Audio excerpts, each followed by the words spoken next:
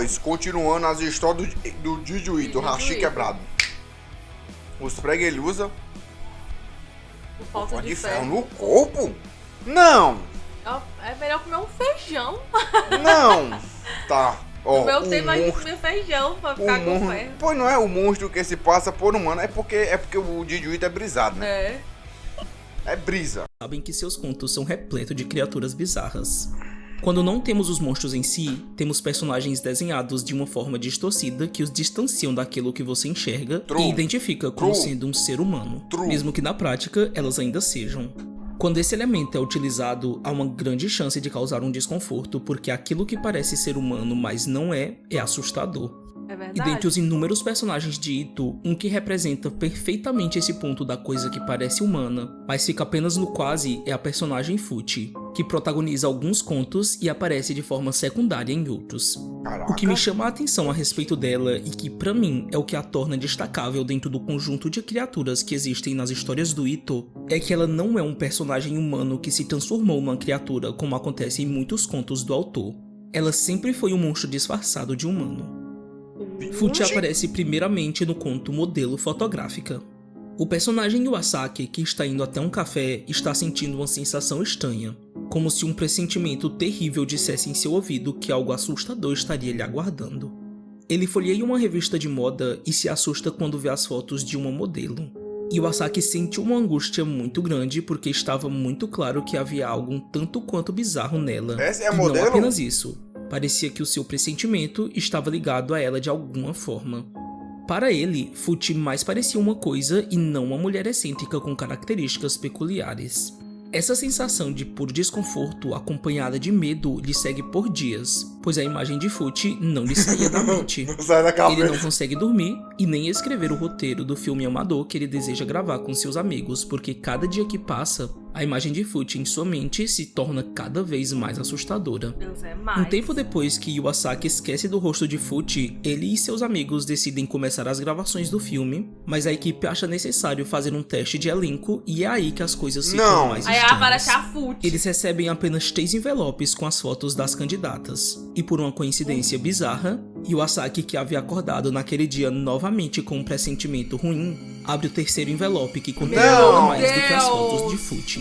Não é Ele se possível. assusta e conta aos outros que aquela era a mulher estranha que lhe perseguia na sua mente, mas eles acham que a presença de uma profissional como ela pode dar destaque para o filme. Então eles ignoram as queixas de Iwasaki, mesmo ele sentindo que aquilo não era uma coincidência qualquer. Fuchi aparece para encontrá-los e a sua aparência chama a atenção, em Deus especial é a mais. de Iwasaki, que está apavorado por ela não tirar os olhos dele. Ela é ainda mais assustadora pessoalmente. Olha Diferente isso. da Tamae, que tinha sido a outra mulher escolhida para o elenco, Fuchi não demonstra ser amigável e nem troca palavras com eles. Apenas permanece calada o tempo inteiro enquanto encara Iwasaki. O único momento em que ela demonstra alguma emoção acontece quando um dos amigos, para zombar de Iwasaki, diz que ele é um grande fã dela. Fuchi sorri discretamente e isso deixa Iwasaki com ainda mais medo. Os personagens vão até as montanhas dentro de uma van, onde a sensação de medo e tensão fica enclausurada. Iwasaki demonstra uma urgência para chegar logo no local das filmagens porque a presença de Fuchi dentro da van é sufocante. Neste momento, um deles diz que parece que eles estão prestes a gravar um filme de terror por estarem indo até um local deserto. Todos riem do comentário porque eles sabiam que aquilo era uma piada interna a respeito da Fuchi ser assustadora. As coisas se invertem e escalam rapidamente para um momento de gelar o sangue quando Fuchi começa a rir quase como se só quisesse acompanhá-los na risada. Olha o tanto de dente, Eles imediatamente velho. se calam porque o clima tenso que tinha sido rompido com a piada havia retornado com mais força. Fuchi gargalha e mostra em sua boca uma quantidade exorbitante de dentes pontiagudos. Dentes como os de um tubarão. O que antes era um medo apenas de Iwasaki começa a se tornar o medo de alguns de seus amigos que se questionam depois do que aconteceu na van, se aquilo era gente. Quando eles chegam no local da gravação, pela primeira vez, Fuchi diz algo e fala que adora lugares como aquele onde eles estavam, o que aumenta ainda mais a sensação de terror para os personagens e contribui de forma simples, porém funcional para a história dessa personagem da qual não temos muitas informações. Durante as gravações, Fuchi não desvia o olhar de Iwasaki, parecendo até que o desconforto dele a atraía de alguma forma. Um dos seus amigos inclusive diz que ela parece estar gostando dele por estar o encarando tanto, mas Iwasaki fica ainda mais desconfortável com toda aquela situação e então ele decide sair para caminhar. Ele tenta se distrair no meio da floresta, mas ao olhar para trás, ele percebe a presença de Fuchi. Ela estava parada o observando. O medo toma conta dele e ele sai correndo, mas ela também começa a correr atrás dele, dando vida para os momentos antes desse, quando ela apenas o perseguia em sua mente. Iwasaki consegue despistá-la e implora a seus amigos para irem embora sem ela, mas apesar de concordarem que algo estranho se escondia naquela mulher, eles desistem dessa ideia porque eles temiam que ela se vingasse se eles fizessem isso. Fuchi passa o resto do dia apenas assistindo às gravações por estar sendo evitada por eles que já haviam decidido que ela não faria parte do filme. Ela os confronta perguntando quando seria a vez dela porque eles já tinham gravado bastante com a outra garota. O amigo de Iwasaki mente dizendo que após o intervalo eles a gravariam, mas quando o intervalo chega, eles discutem que o melhor mesmo é ir embora dali o quanto antes. A história chega em seu ápice quando, no meio da discussão, um dos amigos aparece até eles desesperado e completamente sem fôlego. Quando ele se acalma o suficiente, ele conta algo terrível. Fuchi havia matado Tamae e devorado seu corpo. Aquela notícia sombria causa dúvidas por ser chocante demais, mas quando ele os leva até o local onde Tamae foi morta, eles encontram Fuchi cheia de sangue, mostrando suas presas e com uma aparência ainda mais horrível. Ela ri e diz: "A protagonista sou eu." Vendo aquele monstro, eles correm para fugir, interpretando quase que ironicamente o filme de terror que eles brincaram na van dizendo que gravariam. Fuchi consegue matar um deles mordendo a sua garganta, enquanto Iwasaki cai e é abandonado pelos outros. Quando estão sozinhos, ela diz animada que finalmente está a sós com ele. O conto termina sem um desfecho. Não sabemos se Iwasaki e seus amigos conseguiram sobreviver de alguma forma, mas tudo indica que não. Acredito até que o fato de o Junji Ito ter colocado a personagem afirmando que ela era a protagonista foi justamente para deixar claro que aquela não era uma história de um grupo de jovens que encontra um monstro, mas de um monstro que encontra um grupo de jovens. Esse não é o melhor entre todos os contos que Junji Ito já fez, mas sem dúvidas é um dos mais aterrorizantes. Fuchi é extremamente assustadora e o que contribui para isso é não sabermos muito sobre ela. Outro conto bem curto chamado Modelo Fotográfica Enquadramento Amaldiçoado também nos mostra a personagem dentro desse mesmo núcleo da beleza e do mundo das modelos. Nessa história, uma jovem chamada Amy aceita a oportunidade de trabalhar numa agência com a estranha condição de que ela só faria fotos de corpo inteiro porque desde criança, por algum motivo, ela sentia medo quando via fotos suas que faltavam partes de seu corpo. O seu agente a apresenta para uma mulher que era sua veterana e modelo exclusiva na agência. Essa mulher era Fuchi. Amy a cumprimenta e a expressão vaga de Fuchi muda abruptamente quando ela abre a boca e mostra seus dentes pontiagudos. Amy se assusta com aquilo e Fuchi sai sendo seguida por seus cabelos esvoaçantes que dão ainda mais vida para um simples pensamento na cabeça de Amy que não é dito, mas é perceptível em seu olhar de medo. O que é essa coisa? Um mês e meio depois, Amy surta ao ver que o combinado não tinha sido cumprido, e suas fotos na revista estavam com muito close, o que fazia seu corpo não ser mostrado por completo. Ela ligou para o agente para reclamar, mas depois de uma breve explicação, ela entendeu que ele estava certo porque uma modelo iniciante como ela não poderia se dar ao luxo de recusar pousar com outros enquadramentos.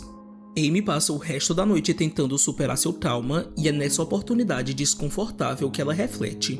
Por que eu tenho tanto medo de tirar fotos com partes do meu corpo faltando? Nada fazia sentido e essa sensação parecia até uma espécie de alerta. Ela folheia algumas páginas de uma revista e vê novamente a Fuchi posando no meio de duas modelos, enquanto sorri com uma expressão monstruosa. Amy não entende como ela consegue ser modelo com aquele rosto e com aquela aparência que não era humana. E de repente, atrás dela surge uma voz questionando seus pontos de vista. Quando Amy olha assustada, ela vê Fuchi com uma aparência ainda mais macabra. A visão de Fuchi em seu quarto, encostada na parede e quase atingindo a altura do forro, é realmente de gelar a espinha, mas o que vem em seguida é ainda mais perturbador. Amy é encontrada morta, com seus braços e a parte inferior da cintura decepada. O detalhe mais obscuro é que ela estava meticulosamente centralizada numa área demarcada com fitas, como se ela realmente estivesse num enquadramento. Apesar de ser um conto bem curto, ele consegue preencher algumas lacunas da história anterior, ou pelo menos podemos ligar alguns pontos com deduções. O medo que Amy sentia e não sabia explicar o motivo era basicamente um presságio do que aconteceria com ela no futuro. Assim como aconteceu com Iwasaki, que sentiu uma sensação estranha que acabou culminando na Fuchi também entrando em seu caminho. Em ambas as histórias, os personagens não fizeram nada que trouxesse essas consequências. É quase como se esse fim sempre estivesse predestinado e Fuchi fosse algo inevitável. Afinal, essas são histórias onde o monstro é o protagonista. As últimas aparições de Fuchi são nos contos onde o protagonista é Souichi, um outro personagem de Ito que tem bastante destaque e que vive pegando peças e assustando as pessoas com seu humor e personalidade mórbida. Esse crossover acontece quando Souichi vê a foto de Fuchi numa revista e, ao contrário de Amy e Iwasaki, ele a acha verdadeiramente bonita mesmo com sua aparência real. Ele coloca a página da revista no quadro de sua sala de aula e isso causa um espanto imediato nos seus colegas que ficam com medo de sua aparência. Uma das alunas a reconhece como sendo uma modelo e ela diz que tinha ouvido falar que Fuchi está indo até determinado pântano para tomar banho a fim de ficar bonita. Mas tudo isso era um rumor espalhado por Souichi porque ele queria se vingar de uma de suas colegas que o dedurou fazendo ela acreditar nesses rumores, porque ele sabia que ela ia tentar ir até o pântano porque ela ia querer ficar bonita para um garoto que ela gostava. Outros rumores começam a acontecer e um deles diz que uma mulher muito alta apareceu numa viela impedindo o caminho de alguns estudantes. Ela permaneceu o tempo inteiro parada, escondida nas sombras, até que ela os perseguiu dizendo que queria comê-los. Os garotos conseguiram fugir entrando num beco estreito por onde ela não conseguiu passar. Um tempo depois, quando a garota que Souichi queria se vingar vai até o pântano, ele aparece com uma câmera fotográfica dizendo aos berros que ela tinha sido enganada por ele. Mas o tiro sai pela culatra e, inesperadamente, os pássaros saem em bando das árvores fugindo para longe e da água surge o rosto de Fuchi e, em seguida, o resto de seu corpo. Fuchi está ainda maior e ela caminha na direção de Souichi dizendo aborrecida que ele não tinha permissão para tirar fotos dela. A garota sai correndo e deixa Souichi sozinho com Fuchi, que sorri de forma macabra e fala que vai comê-lo. Apesar de o conto terminar dizendo que não se sabe o que aconteceu com Souichi, num conto chamado O Segredo da Mansão Assombrada, anos se passaram e Fuchi teve um filho com Souichi. Ele raptou o bebê e fugiu dela para longe, montando uma casa assombrada em cada vilarejo em que ele passava. Souichi garantia para cada pessoa que dentro de sua casa assombrada existiam coisas que estavam além da compreensão humana. Dois garotos que estavam curiosos e desconfiados de que tudo fosse uma armação, entraram escondidos na casa assombrada e descobriram a partir do irmão de Souichi que toda a família de Souichi estava sendo forçada a trabalhar para ele porque de alguma forma ele tinha conseguido ter poderes para controlá-los. O irmão de Souichi então fala para os garotos irem embora porque o filho de Souichi, chamado Binzo, estava acorrentado em algum lugar por ali. Ele conta que Binzo nasceu da união de Souichi com uma mulher que conseguiu ser muito pior do que eles poderiam imaginar. Uma mulher tão terrível que até mesmo Souichi, que estava acostumado com todo o tipo de bizarrice, não viu outra escolha a não ser viver fugindo dela. Puta Os merda! meninos acabam indo adiante e encontram Binzo comendo a perna de um policial que tinha visitado a casa assombrada naquele mesmo dia. Mano! Ao Ele é contrário que de nem Fuchi, que ainda ela. consegue controlar parte de seus instintos canibais, Binzo transparece ainda mais a figura do monstro.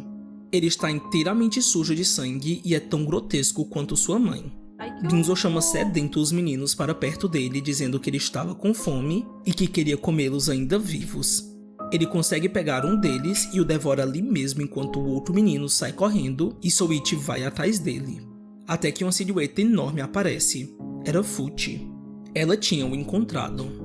Em todos os contos em que apareceu, nenhum deles conseguiu mostrar a personagem tão monstruosa quanto nesse. Fuchi o ameaça dizendo que o mataria se ele fugisse dela novamente e depois vai embora levando ele com ela. Fuchi retorna pela última vez na continuação desse conto que se chama Fronte do Souichi. Nele, Souichi conseguiu fugir mais uma vez e voltou a montar sua casa assombrada pelos vilarejos como ele sempre fazia. Mas Fuchi o encontrou novamente e dessa vez ela estava disposta a cumprir a sua última ameaça. Ela diz com água na boca que já teve o bastante dele e que era hora de ela comê-lo.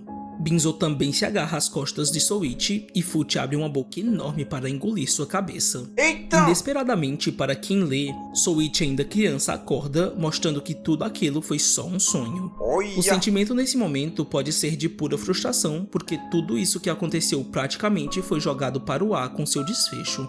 Mas vale lembrar que o sonho de Souichi pode ser uma premonição, porque esse fator parece estar ligado com Fute e com as pessoas que cruzam seu caminho.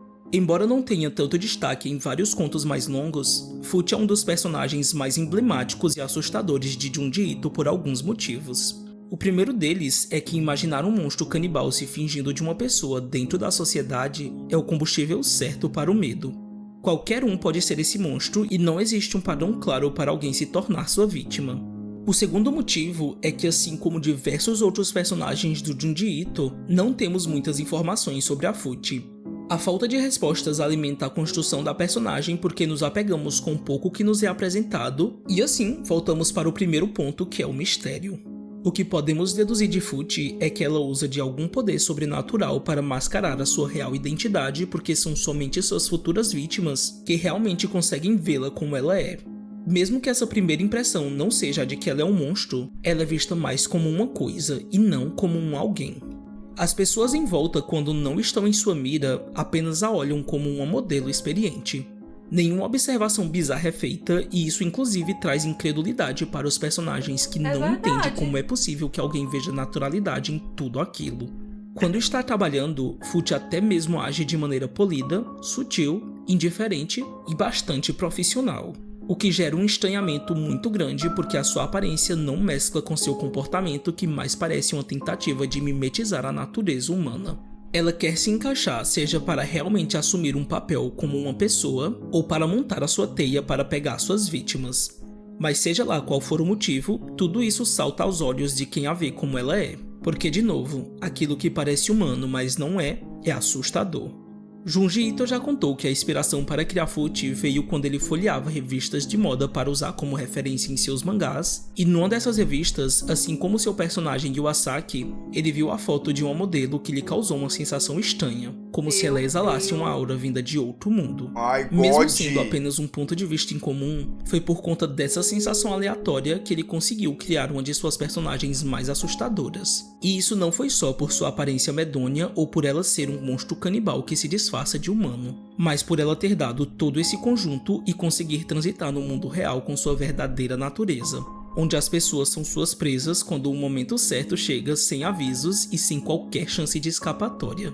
Caraca. Espero que você tenha gostado e não se esqueça de deixar a sua curtida, se inscrever no nosso canal e comentar o que achou do conto e se quer mais contos do Junji Ito narrados aqui no Hashi Quebrado. Enfim, até mais e nos vemos no próximo vídeo. Mano, que viagem, né, cara? Mano, eu acho que eu cheguei numa conclusão aqui. A adaptação de anime não tem como ser assim não, velho. Não tem como ser assim não, porque todo mundo vai ter um medo, assim, medo. E eu acho que eles pegam... Eu acho, tá? Acho que eles pegam as historiazinhas, tipo assim, mediana pra fraca pra adaptar. Porque, mano... E outra coisa, eu acho que tipo assim, ó... Assim, eu acho, né? Porque ele pegou aqui uns 4 contos que ela aparece.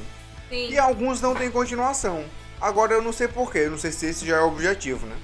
Porque eu acho que também, se for adaptar não completo, vai ficar... Acho que a galera não vai curtir tanto. Ficou faltando. Eu acho que a galera vai achar que tá faltando. Assim, a galera que não vê mangá. Isso. E que assiste só anime. É. Cara, mas eu achei muito foda. O trampo desse cara é bom, né, mano?